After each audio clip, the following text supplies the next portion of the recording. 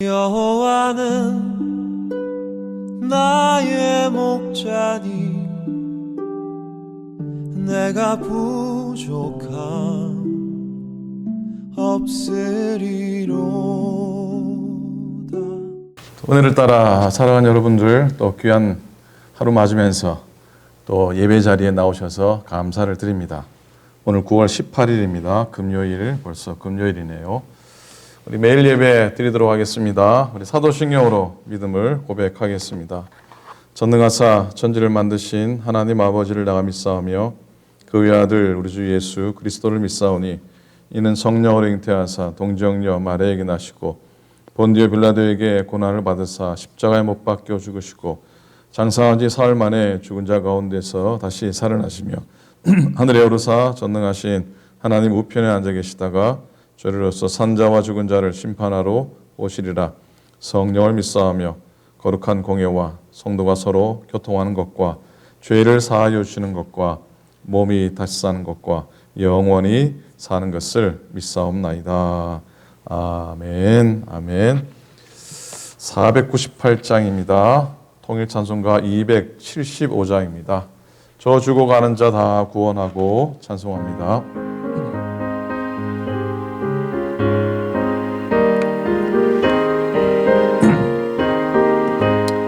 저 죽어가는 자 다 구원하고 조금과 죄에서 건져내며 죄인을 위하여 늘 애통하며 예수의 공로로 다 원하네. 저 죽어가는 자 예수를 믿어 그 은혜 힘입어 살겠네. 주 믿지 않는 자 불쌍히 여겨 자매게 할 때를 기다리네. 열심을 다하여 인도해보세. 예수를 믿으면 다 살겠네. 저 죽어가는 자 예수를 믿어 그 은혜 힘입어 다 살겠네. 저 죽어가는 자 구원해내야 우리의 본분을 다하리니. 예수의 구원을 전파할 때에 그 크신 능력을 다 주시네. 저 죽어가는 자 예수를 믿어 그 은혜 힘입어 다 살겠네.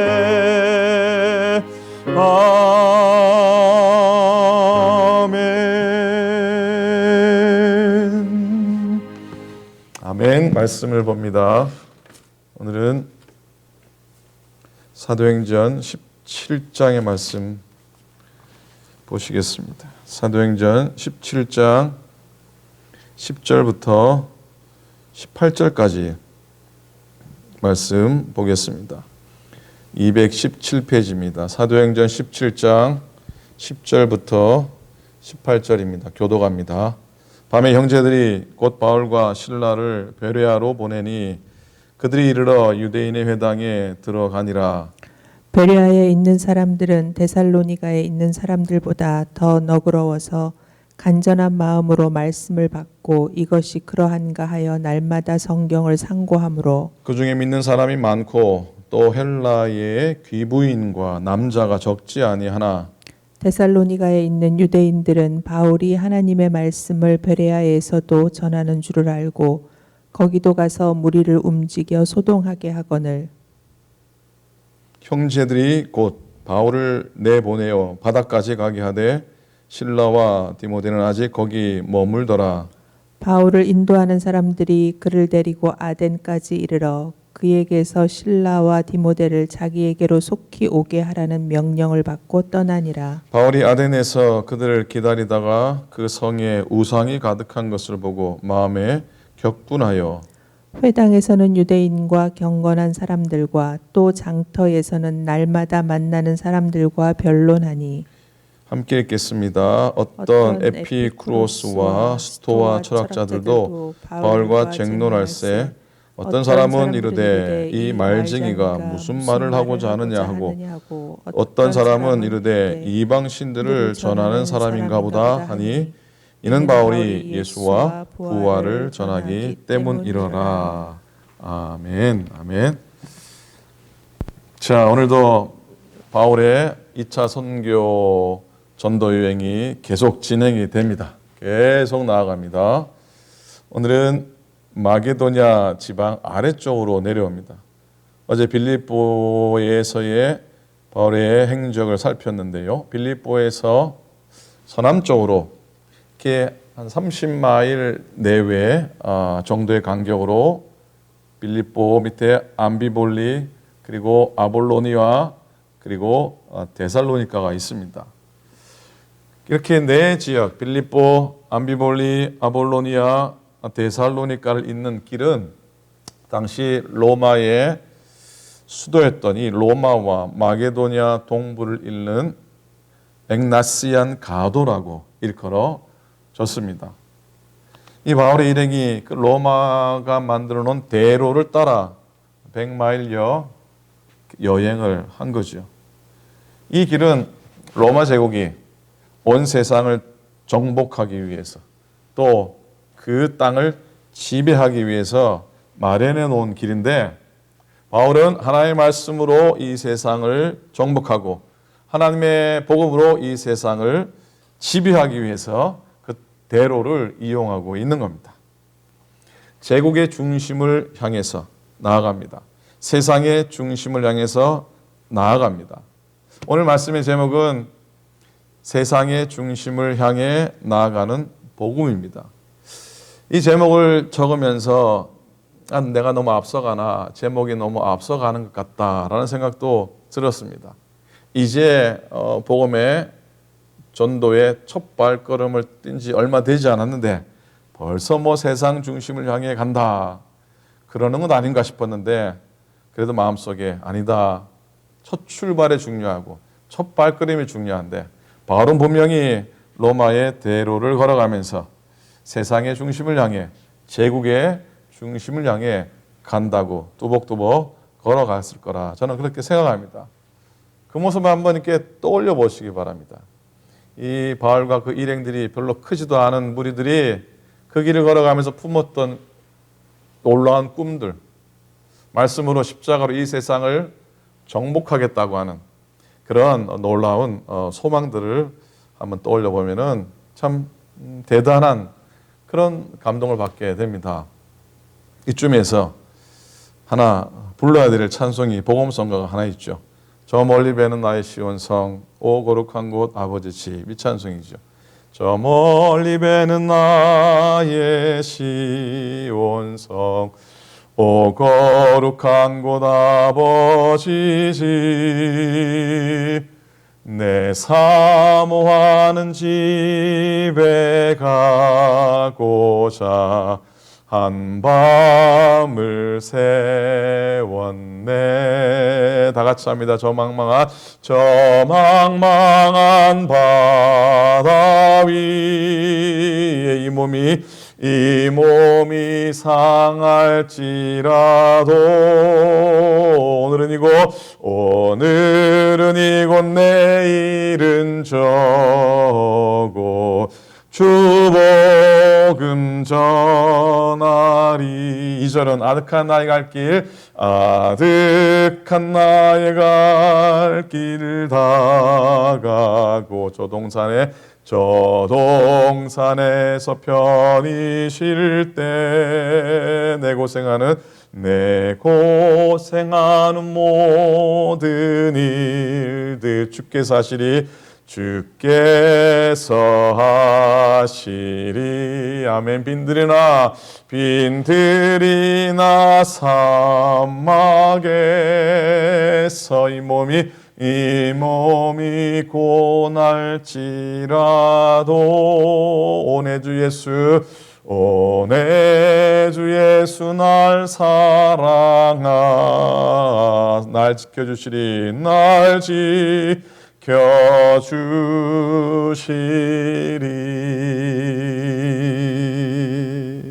아멘. 아멘. 바울이 복음을 전하면서 늘 가졌던 중요한 그 원칙이 하나 있었죠. 오늘 2절에도 보니까 바울이 자기의 관례대로, 이 관례는 가는 곳마다 유대인의 회당을 방문한 겁니다. 여러분 1절을 보시면요. 1절도 보시면 암비볼리 아볼로니아 다녀서 데살로니가 이르니 거기 유대인의 회당이 있는지라. 쭉 내려와서 10절에 보시면 밤에 형제들이 곧 바울과 실라를 베레아로 보내니 그들이 이르러 유대인의 회당에 들어가니라. 첫 번째 원칙이에요. 그리고 회당에 들어가서는 뭐랍니까? 성경을 풀어서 설명을 합니다. 이 성경은 구약의 성경이지요.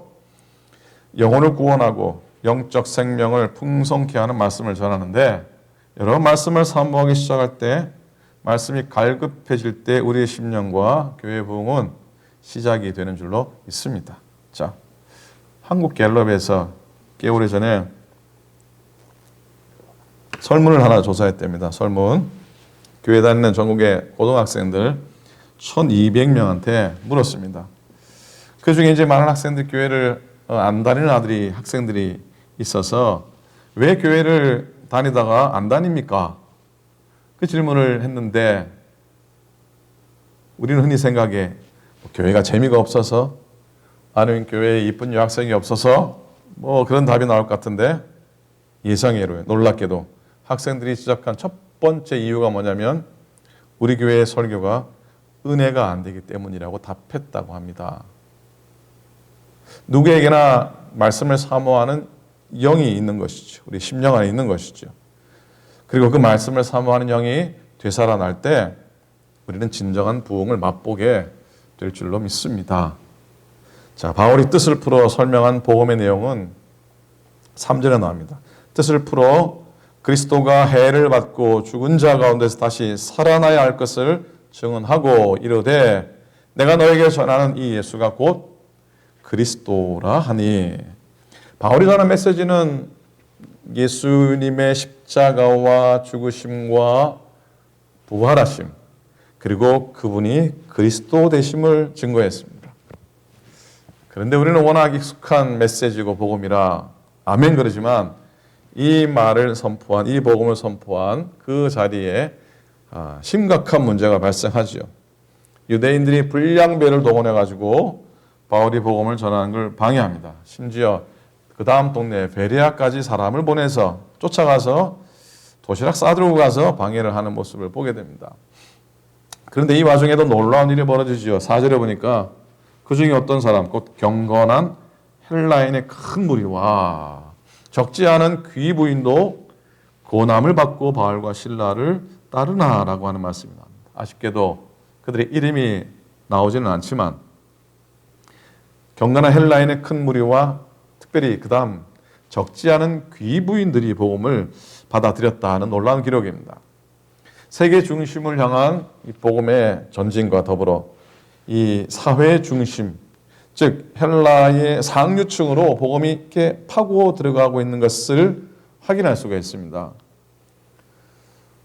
믿는 사람 아무도 없고 아는 사람 아무도 없는 곳에 가서 고생하면서 복음을 전해 그 선교의 열매와 결실을 이렇게 맺어가는 모습을 사도행전을 이렇게 살피면서 볼 때마다 저는 개인적으로 감회가 좀 남다릅니다.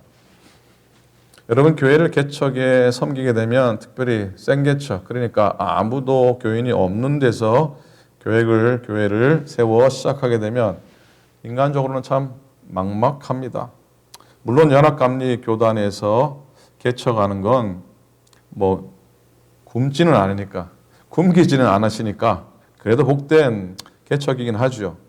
그러면 아무도 없는 곳에서 교회를 세워 믿음의 공동체를 일구어가는 건 사실 그렇게 간단한 사역은 아닙니다. 그런데 지나고 보면은 그 사역이 뭐 어려운 일이었다기보다는 참으로 신비로웠다, 신비한 일이었다는 생각을 더 많이 해보게 됩니다.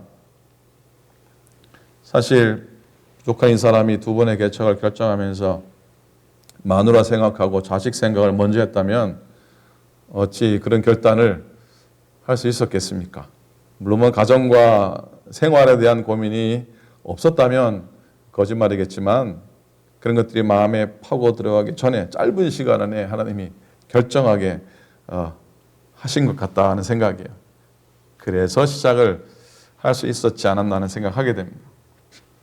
그리고 더 중요한 건, 그리고 그렇게 아무도 없는 조그마한 교회에 정말로 사람 없는 그런 교회에 한 영혼 하나님이 보내주시고 또 사람들을 이렇게 붙여주시는 그 역사는요, 정말 신기하다 못해서 신비롭고요. 나중에 신비하다 못해서 나중에는 얼마나 신바람이 나는 일인지 사실 모릅니다. 겪어보지 않은 이는 모르는 기쁨과 환희가 그 가운데 있습니다. 아마 이 바울도 그런 기쁨과 환희가 있기 때문에 어려운 일들을 겪으면서도 뚜벅뚜벅 나아가죠. 사실 데살로니가 교회는 그렇게 온갖 방해 속에 세워졌지만 이 데살로니가 교회가 훗날에 예루살렘 교회를 어려움을 위한 연보에 가장 먼저 앞장을 쓰게 됩니다. 이건 사도 바울도 전혀 예상하지 못했던 일이기도 합니다. 성경에 구약에 익숙했던 유대인들이 그리스도의 십자가의 복음을 증거하는 일에 온갖 시기와 방해를 놓았지만 전혀 알지 못했던 그들이 이방인들이겠죠.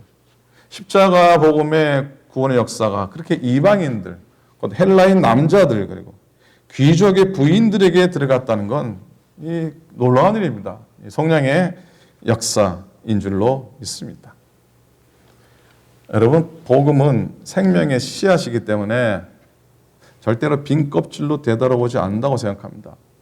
물론 말씀을 전했는데 처음에는 아무런 반응이 없고 처음에 뿌렸는데 이게 싹도 나지도 않고 시간이 지나 이쯤 되면은 싹이 날 것 같은데 그런 조짐도 보이지 않고 그런 마음이 들 때가 상당히 힘들고 실망스러운데요. 아무런 반응이 없는 그런 순간조차도 생명의 씨앗인 복음은 사람의 영혼 속에서 언젠가는 역사하는 줄로 믿습니다. 믿으십니까? 아멘입니까? 아멘. 어쨌든 데살로니가에서의 격렬한 반대와 소동 있었어요. 본문에 보면은 이 소동이라는 단어가 3번 나오고 여러 번 나오는데요. 여러분, 복음이 들어간 곳에는 항상 거룩한 소동이 일어났었습니다. 자, 10절 이후에 보면은 오늘 읽은 구절인데 베레아 사람들과 바울의 만남이 나옵니다. 이 베레아의 선교는 딱 한 5절, 6절 정도의 짧은 부분이라 그냥 스쳐 지나가는 듯한데 굉장히 인상적인 신앙인들의 성숙함을 보게 됩니다. 예전 성경에는 그들의 모습을 기록하면서 신사적이었다라는 번역을 했는데 이번엔 너그러웠다 그렇게 바꿨어요. 성경 속에서 신사적이라는 단어가 나오니까 그게 얼마나 산뜻하고 또 얼마나 신선하고 그랬는지 베레아 교회 그러면 신사적이지 늘 그렇게 떠올랐었습니다. 사실 이 데살로니가에서 힘들게 복음을 전하고 쫓겨나다시피 그냥 피하다시피 왔으니까 얼마나 바울이 힘들고 한편으로는 뭐 실망이 될 수도 있고 그랬겠지 않겠습니까? 그런데 이 베레아인의 아름다운 신앙의 태도 때문에 바울이 큰 위로를 얻게 됩니다. 여러분, 어디나 실망스러운 상황이나 실망스러운 사람이 있기 마련입니다. 그러나 그 반면에 항상 희망과 용기를 주는 순간, 희망과 용기를 주는 사람이 있다는 사실을 잊지 않았으면 좋겠습니다. 그리고 바울은 자기의 존재 의미는 뭡니까? 복음을 전하는 거잖아요. 복음을 전파하는, 하나님의 말씀을 전하는 건데 하나님의 말씀을 통해 은혜 받는 것만큼 큰 기쁨과 위로가 없는데 베레아 교인이 그랬던 거죠. 이 베레아 교인을 드러내는 아주 중요한 구절이 11절인데 11절 보시겠습니까? 베레아에 있는 사람들은 데살로니가에 있는 사람들보다 더 너그러워서 옛날에는 신사적이어서 그랬어요. 간절한 마음으로 말씀을 받고 이것이 그러한가 하여 날마다 성경을 상고함으로. 그래서 주석가들은 그럽니다. 이 베레아 사람들이 왜 너그러웠을까? 그건 그 지역이 사실 별로 내세울 게 없는 그런 지역이라고 합니다. 마게도냐 평원 남쪽에 그 조그마한 언덕 위에 위치한 조그마한 도시였고 뭐 그다지 내세울 것도 없는 그런 도시였답니다.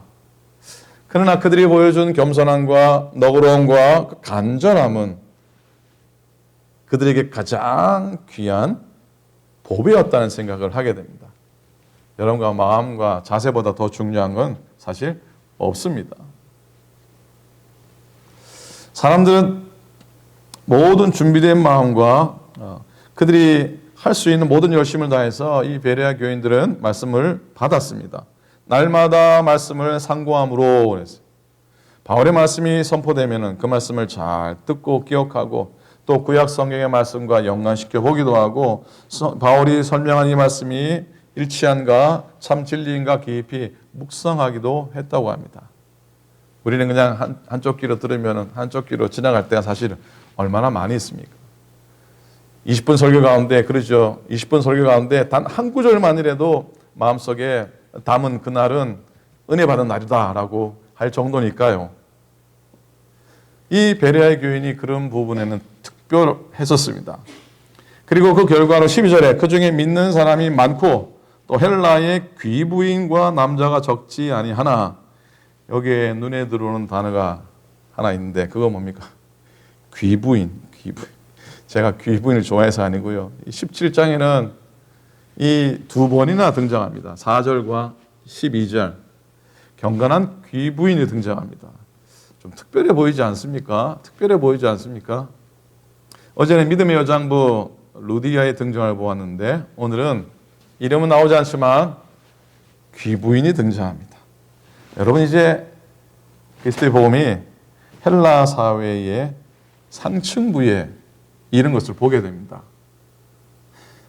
물론 복음이 그 당시 초대교회에 정말 어렵고 헐벗고 배우지 못했고 꼭 그런 사람만 그리스도의 복음을 받아들인 건 아니지만 대체로 그런데 이 유럽 땅을 넘어오면서 복음이 세상의 중심을 향해 가듯이 그 사회 헬라 사회의 상층부까지 도달하게 됩니다.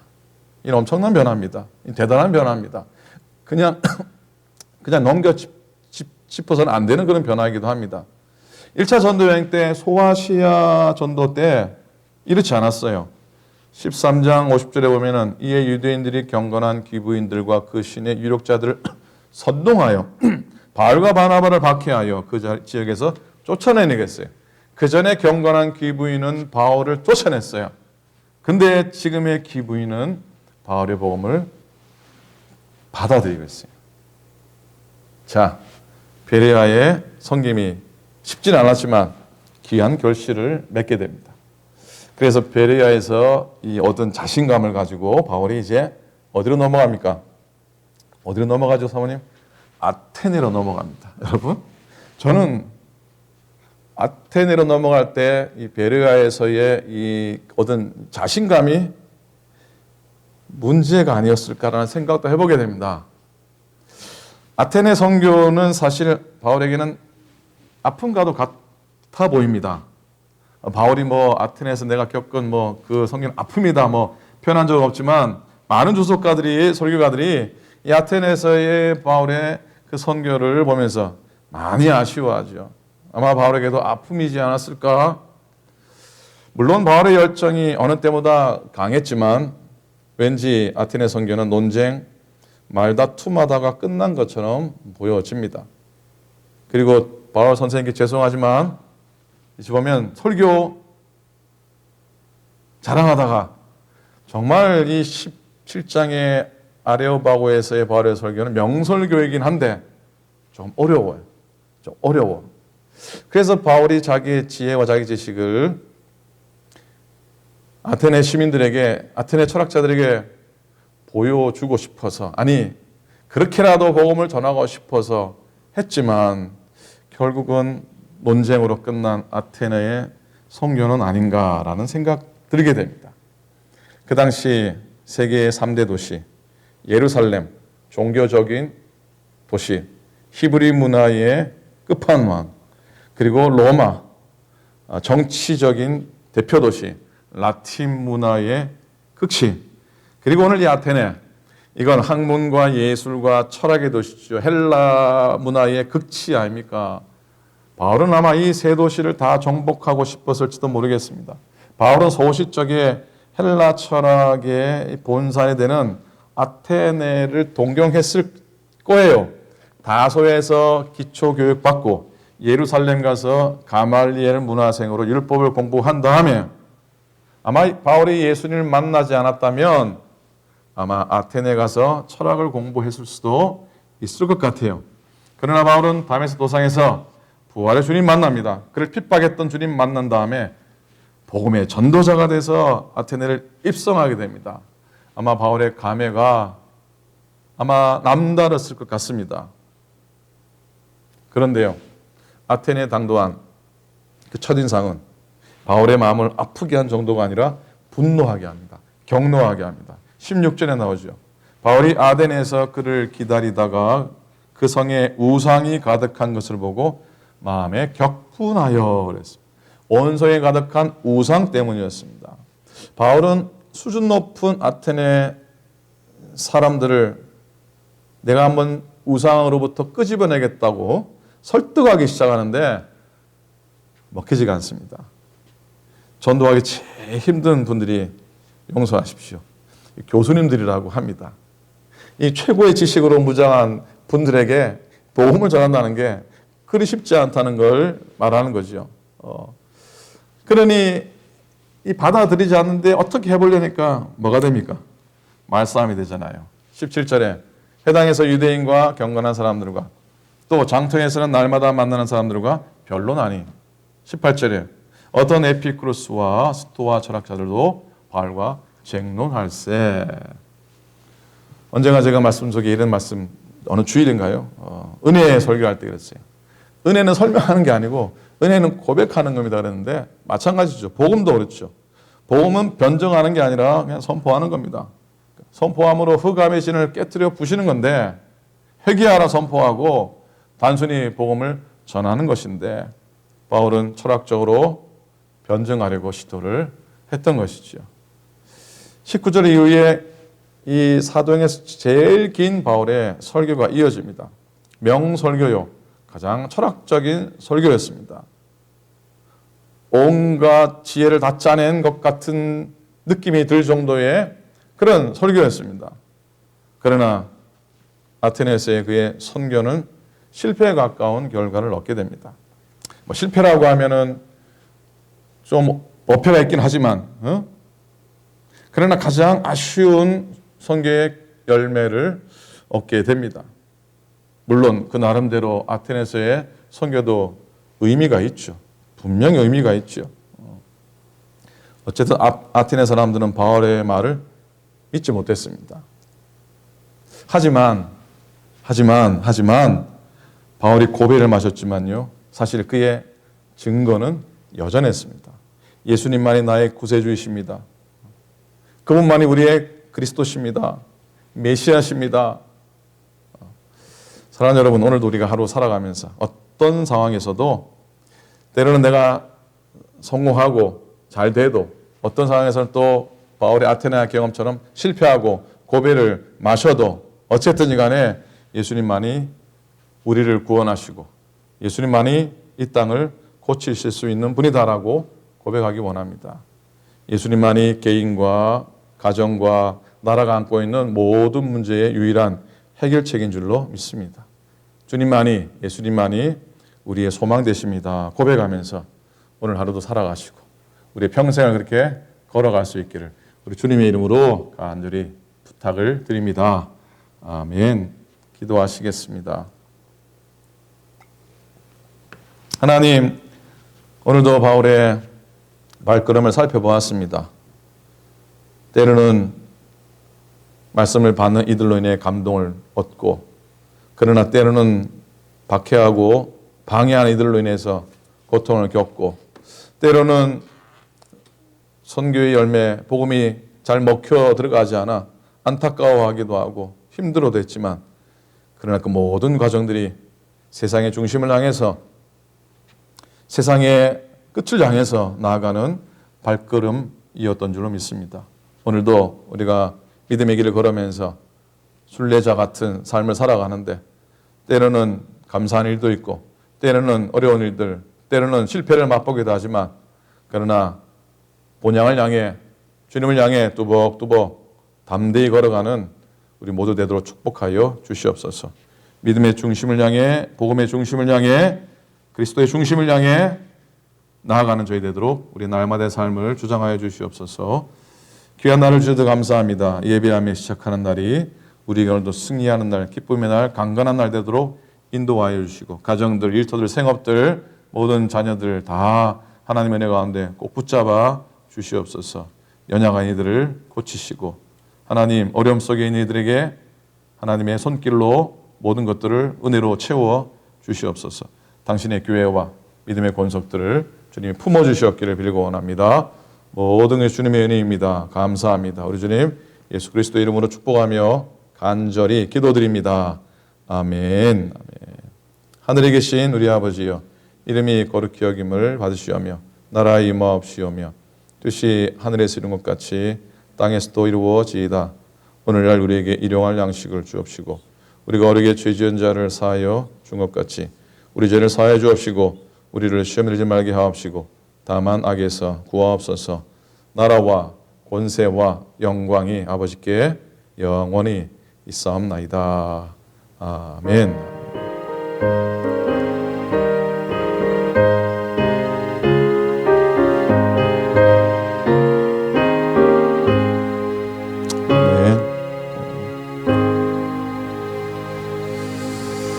아멘.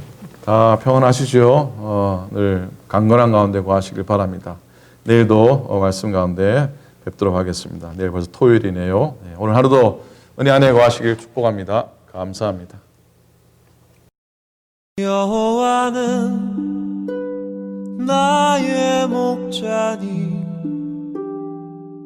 내가 부족함 없으리로